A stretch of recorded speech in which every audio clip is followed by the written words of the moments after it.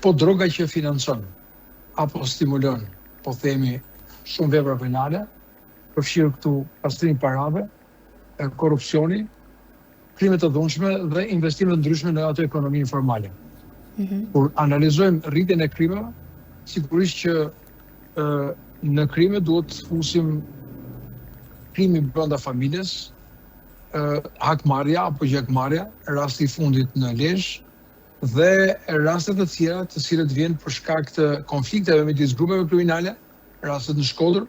dhe lufta për kontrolle të territorit apo zona influence, për pazaret prishura apo gjobvënie. Të gjitha këto kanë ndikuar në rritjen e krimit, sepse edhe vetë klima e favorizon. Nuk mund të ketë ndarje midis rritjes së aktivitetit kriminal për lëndët narkotike, që shoqërohet pastaj me trafikim të armëve, sepse ato kërkojnë financa për t'i blerë dhe për t'i trafikuar si një mundësi tjetër biznesi, dhe pastaj ajo që tham, lufta për